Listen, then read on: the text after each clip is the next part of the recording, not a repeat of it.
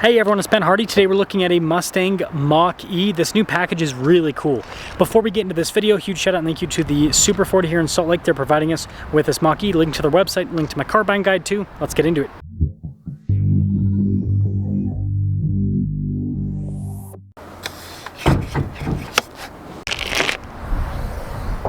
Since this is fully electric, we don't have an engine under the hood, but we do have a little bit of extra storage. Now, before I move forward with this review, I do want to mention if you want to see more videos just like this, then I recommend you subscribe because I post content every single day. This has an 88 kilowatt hour battery pack, 370 horsepower, 500 pound-feet of torque, and can go 300 miles on a charge. This one's finished in Velocity Blue, which is definitely brightening your face. The Mach-E has a really sharp headlight design. Then you've got that cool blacked out accent piece down below, and then of course the Mustang horse there on the fake grille. And with that large front splitter down below, this looks really aggressive for an EV. Tire and wheel setup is 225 by 55 by 19. The wheels are completely blacked out and they're mostly closed off for aerodynamic efficiency. This does also come with Brembo brakes as part of this package. We've got these cool blacked out fender flares. You've got the Mach-E 4 badge there on the side, blacked out mirror caps, and yes, it's got the funky door opening mechanism. But anywho, here's your side profile, and this thing looks very sleek. Now when it comes to the key fob, you've got the Mustang horse there in the back. We have our lock and unlock function, opening for the frunk and then the opening for the hatch. Now when it comes to cargo space, it is pretty solid. Again, this is a Model Y competitor, so it's similar in terms of the dimensions. You get a little 12 volt here in the back and some lighting. And then if we pick up the load floor here, you got even more storage down below and a fix-a-flat kit. Now this has the cool Mustang style taillights, and then you've got the Mustang horse there in the back too. And well, love or hate the name, the styling, it looks good for an EV. Let's pop inside. That is weird. You got nice trim here up top. Down below you've got the cool red stitching. That's funky for the handle. More stitching and perforated trim on the seats here. Legroom in the back is good. Got a little storage pocket. We also have some vents back here, USB ports. And then headroom here in the rear is also actually surprisingly good. Let's now pop up front. More nice trim here on the front door panel with the cool red stitching down below. Mirrors do power fold in. You got all your window controls in this area, memory seat functionality, and blind spot monitoring. Red stitching here on the front seat, again perforated all down the center. Power adjustments. This also has lumbar support. And then you do have a normal physical light control button right there on the side. And let's start her up. Nice soft touch trim all around the steering wheel, Mustang horsehair in the center. Cool red stitching. We've got volume and voice command controls on this side. On the other side, we've got our adaptive cruise control. We have a traditional stock on one side, and we actually have a column shifter on the other side. Now this has a traditional gauge cluster, which I really appreciate in an EV. Lets you know your range and your speed as well. Now this does come equipped with a 360 camera. The formatting's kind of funky because of the vertical tablet infotainment screen. And yeah, it definitely has that plopped on appearance, but again, a lot of EVs like Teslas have a similar setup. Now at the bottom of the screen, we've got our climate controls, heated and ventilated seat stools on climate, and this volume control, if you actually press the fan button, turns into the fan speed control.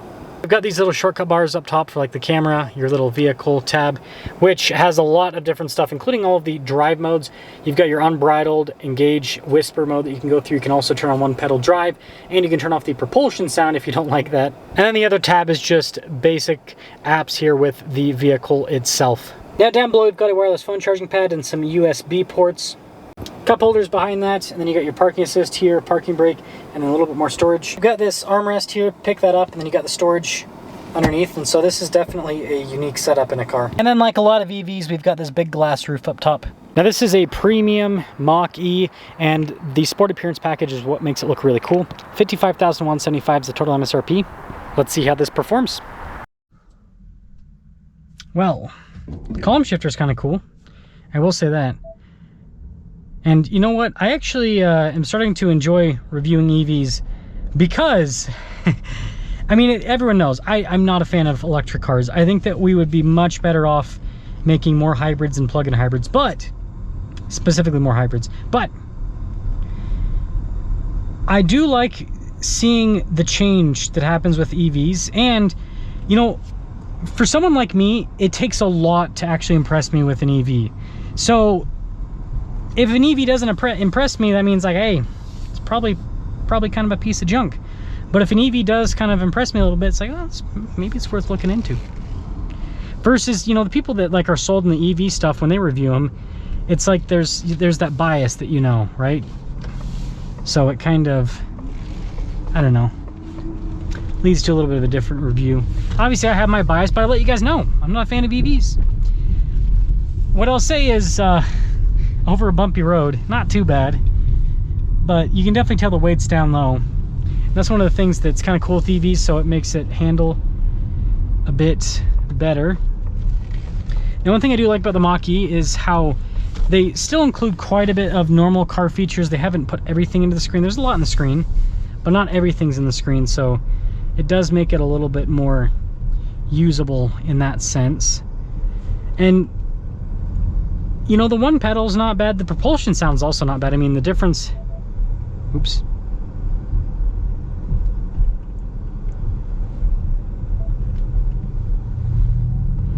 I mean, it makes a little sound. It's not obnoxious at all, I don't think.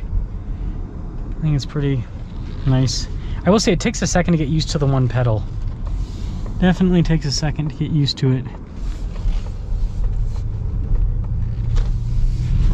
Oh, that is quick.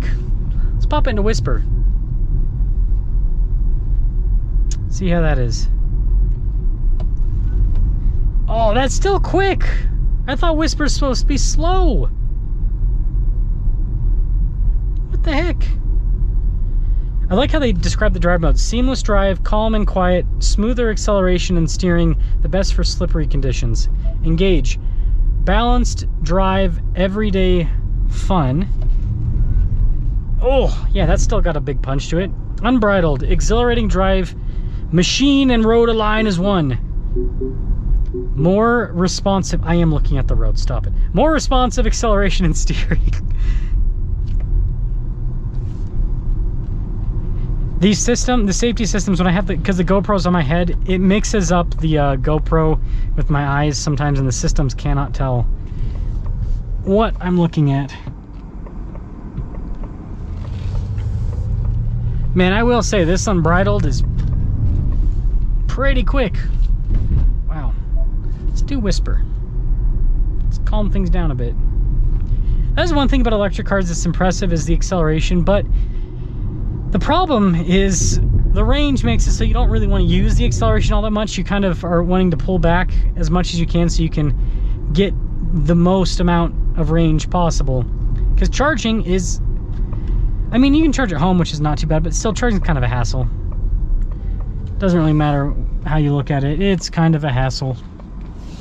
Because it's not like gas where you can just go and fill up in 5 minutes and be on your way. You gotta sit there for a minimum of 30 minutes to an hour if you got a fast charger, and several hours if you don't. But you know, for day-to-day commuting, it's not bad. I like this. I think they've done a really good job. They've added some meaningful updates that I think make the Mach-E pretty cool. I mean, this is a pretty compelling package. Mid-50s, about 300 miles of range, good power, and it looks cool. It looks really cool on the outside. Not sure if it's as good as the new, I still haven't tested out the new Model Y. I really want to get that review done. I still got to figure that out. But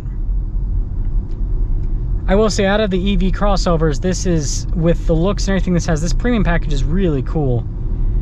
I think this is the price point that makes the most sense for EVs right now, is kind of like mid-40s to mid-50s for the MSRP. And then the power that those cars have, I don't know, it just kind of,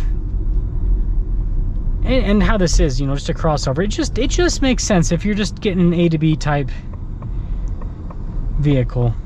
At least that's kind of my 2 cents on that. So let me know, guys, think about the Mustang Mach-E here with this package, but I think this gives you the looks, the range, and more than enough performance.